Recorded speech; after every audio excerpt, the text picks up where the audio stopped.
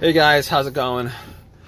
Alright, so I am stuck in a situation right now, and it's really aggravating to me considering I put some work into this car about a couple months ago with the alternator, but my car is absolutely dead. It's not turning on at all, and I'm stuck on the side of the road, parked. Good thing it's parked, but I'm stuck on the side of the road trying to get this started. Probably like a lot of you guys who are watching this video, but okay. But here's the thing. I went out to get lunch, parked my car on the curb, got back in, tried to start it, and this is a pretty crappy situation. But I tried to start it and didn't hear anything but a click. Tried it a couple more times, thought maybe it maybe it needed a couple more tries. All I got was a click and a click and a click, and now I am worried that it's probably a bigger situation than what I had thought it was. But anyway, I had no issues. I've had no issues with this car recently. I have had no issues this morning. It started right up just fine. The blower motor is working without a problem. The radio works. I got into this car, heard the same rings and bells and all that stuff. Beep, beep, beep. And all the lights on the dash came on, was ready to go, and still no crank whatsoever, not even a slow crank. I did not hear a single thing coming from the engine. So I thought maybe it was probably the brake switch. I mean, I did get the alternator changed up a couple months ago. I was thinking maybe it was a faulty alternator that I got because it was a refurbished one. But first thing that came to my mind was a brake switch. I don't know why. But anyway, I put my foot on the brake and I asked somebody to check my brakes to see whether they light it up, and they light it up. So they light it up. So it was not my brake switch. It was not my brake switch. So since it wasn't my brake switch, I was thinking, what else could it be? Maybe the battery. It's sunny out. I turned the headlights on. Really couldn't tell the difference, but I could see the beam. Whether it was bright or not, I wasn't sure about that. Opened up the hood and pretty much checked around the battery area where the terminals are to see if there's any kind of corrosion on there. I mean, it wasn't a lot of corrosion, but I did have a Coke that I bought from the store, and I poured some Coke on the terminals just to have it fizz out all the stuff. And I was hoping that would have, for whatever reason, I was hoping that would have been something that would have solved my issue. I was hoping. Got back in my car, tried to start again, and nothing. I got nothing out of it. So I was thinking, maybe it's the key fob, right? Maybe it's the key fob. Maybe the battery is kind of low on the key fob. Now, I have noticed recently that, I would have to get pretty close to the car to unlock the doors and stuff like that. So I was like, maybe it's the key fob. So I put the key as close to the steering wheel or the slot as possible and try to turn on that way, and still got nothing. The low light on the key fob didn't light up, so I'm pretty sure it wasn't the key fob that was the issue. I couldn't rule that out all the way, but I'm pretty sure that wasn't the problem. So at this point, I've eliminated a couple of things: the brake switch, the key fob, kinda, and now I was looking at. Went back out and looked at the battery again and tried to trace the negative, see if that was whether it was a negative that was the problem. But the negative looked like it was pretty secure to the frame. It wasn't disconnected or anything like that. So I was like, maybe it's probably not the negative. So at that point I was like, okay, probably need to jump. hopefully I needed a jump. Maybe it's a dead battery. Maybe the battery had some issues. I was in the store for maybe like 20 minutes at most. So I don't think the battery's the issue. But I actually asked somebody to jump, and it was a couple of guys. I asked a couple of guys, but I had to ask a couple of guys because the first couple of people didn't want to do it. But I had one dude for pickup actually helped me out, put some cables in the battery. I immediately tried to start it, nothing happened. So I was like, maybe I'll just wait. Maybe I'll just wait like a couple minutes for the battery to charge up, then try to start it. Tried that, nothing. It did the same thing. Heard a click. All right, so at that point I could rule out the battery being the issue, and I could rule out the battery, and then I could also rule out the alternator being the issue too. If you guys have this issue where you guys are thinking maybe it's the alternator, normally if it's the alternator dies out on you while the car is running. Now this car was parked, it wasn't running at all.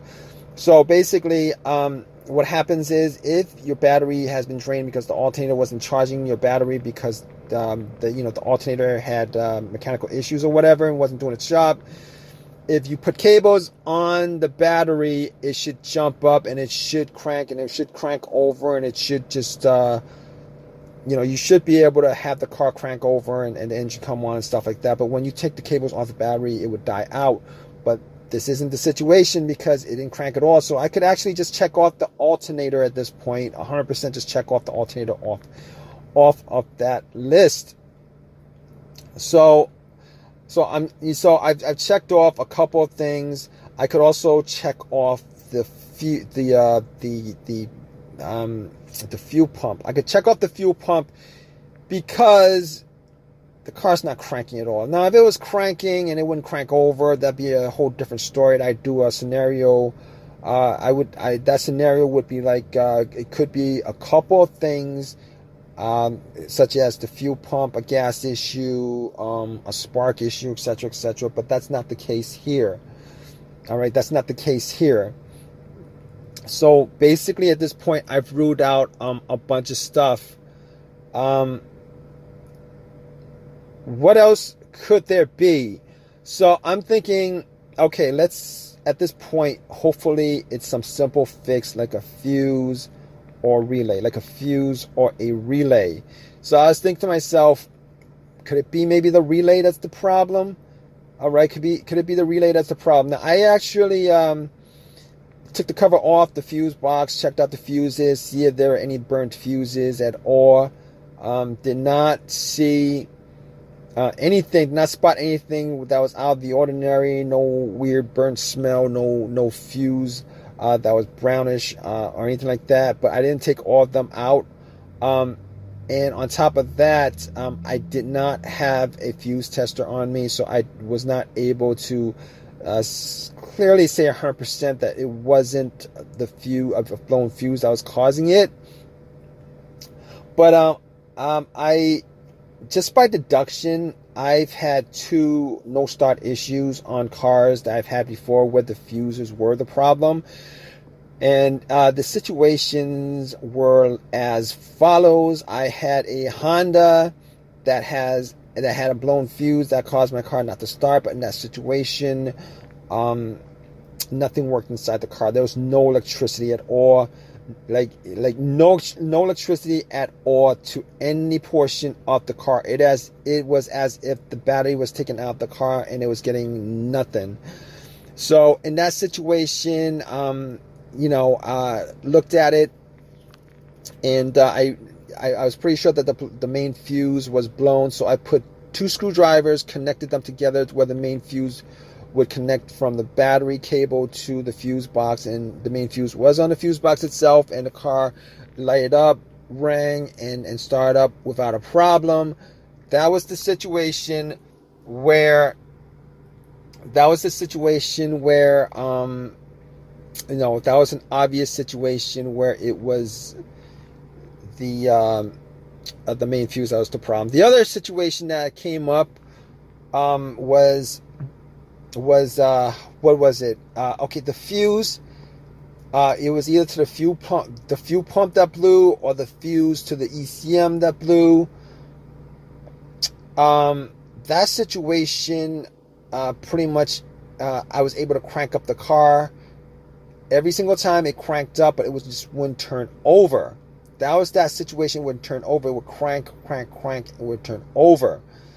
All right. So in that situation, I forget whether it was the fuel pump, or whether it was the fuse to the fuel pump, or whether it was the fuse to the PCM, ECM. It was one of those fuses. But once I swapped out the fuse, the car was able to start up. But unfortunately, it's not this situation, because I am not able to get a crank at all out of the car. And so unfortunately, that's not the situation. So I could rule those two possibilities out as far as the fuse is concerned. If you guys are stuck in the same situation, you guys could probably rule those two possibilities out too. But there are relays. And the main relay I was looking at was the starter relay. Now, I'm pretty sure that the starter relay worked fine, because I was able to, it made a click. Like when I said it made a click, I was pretty sure it was the relay that made a click. Normally, the relay relays electricity from the battery to the starter motor. Now, if it didn't make a click at all, I might have been able to say that it was the starter relay that was causing this, but probably wasn't the starter relay. I'm not 100% sure on it. Probably wasn't the starter relay. Okay, so we can just cross all that stuff off the list. Cross it all off the list. Now, here's the thing about it. At this point, I'm thinking maybe it's a starter. But funny thing about the starter is I didn't put the first start on my list, because I changed the starter out about a year and a half ago. I changed the starter out, and that starter should last me well above 100,000 miles. It should last me well above 100,000 miles, that starter. But I've only put in maybe like, I don't know, like, let me see. I put in maybe like 15,000 miles on my car over the last year. So I can't say for sure. I was hoping it wasn't a starter, because I really don't want to do another job with less than 15,000 miles on a starter that I got. That was essentially a rebuilt starter from AutoZone.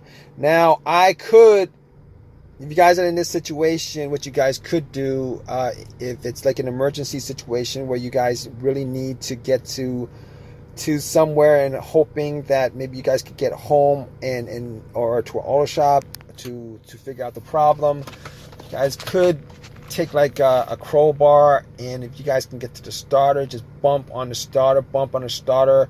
And sometimes it'll work better if you have somebody try to start it while somebody's bumping on it, or banging on it, or something like that. Now, I didn't have a crowbar long enough to do that, and I did not go with that.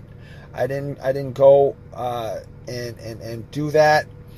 I can't rule out that it's not the starter. I can't rule out this is the starter. But considering everything that all the troubleshooting that I went through, it's either that or the car's PCM, the car's ECM, the car's computer that's causing this no start situation. I do have an OBD2 reader that I did plug in. And it showed that I had no issues at all. And this is like one of these $19 OBD2 readers that I bought from Walmart, and I'm pretty sure, because it read the situation, and it did read the situation. I'm pretty sure that because it read everything, and it was able to read or everything with the car and stuff like that, car's computer. I don't suspect that it is the ECM or the car's computer that's causing the no start situation. All right, I don't suspect it because it was able to read the information from the computer.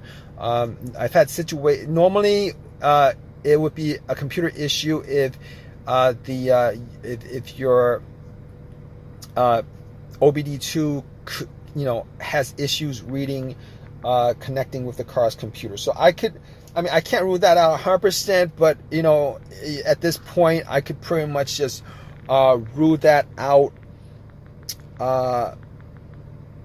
for the most part. So basically, I have this situation now where I've gone through a list of stuff that I could possibly have, analyzed, troubleshoot, deduced, diagnosed, etc., etc. And you guys are in the same situation. You guys can pretty much do the same thing as far as trying to diagnose what the issue is by just pretty much going down the list of what I mentioned. It's 99% of the time it's one of those issues, unless you have a weird computer issue that's causing the problem. But at this point, there's really nothing I can do about this. There's nothing that I could do about this, considering I went through every single thing that I could possibly have gone through at this point. So I called AAA up, and they're actually sending a tow truck to me to pick up the car, and hopefully they get here soon. I'm gonna do an update on this particular situation, and I'll let you guys know how it goes. I'll let you guys know how it goes as far as what caused it, etc., etc. If you guys want to stay tuned. All right, guys. Okay, guys. So it took AAA an hour and a half to get to me. Towed my car. If you guys don't have AAA, AAA has been awesome. I've had it for years and years and years. Regardless of whether you guys are good with cars or not good with cars, AAA, you're gonna need them for one. It's always good to have them around. But back to the scenario. With this no start situation. So I got it back home. All right. I did all the little tests with the fuse checker. Checked all the fuses. All the fuses were good. As far as the relay is concerned, like I said, it clicked. No relay issues whatsoever. And ground was good. The car's computer, I deduced 90% that it was good. So the only problem was that the only thing that could have possibly caused that may have been the starter. Could have been the starter. So basically, at that point, what I did was I took out all the stuff.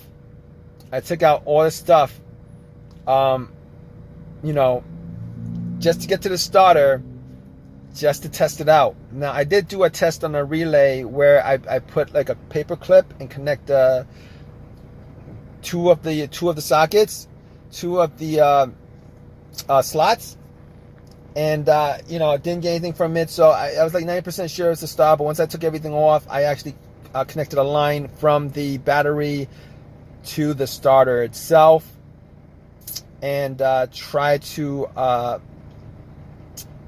bypass everything and try to get the starter to work. The starter did not do a single thing, did not move, did not click, did not do anything at all. So at that point, I was sure that it was a starter that was the problem. All right. If you guys don't know how to do that, look it up. You put... Anyway, you guys don't know how to do that, you guys should look it up.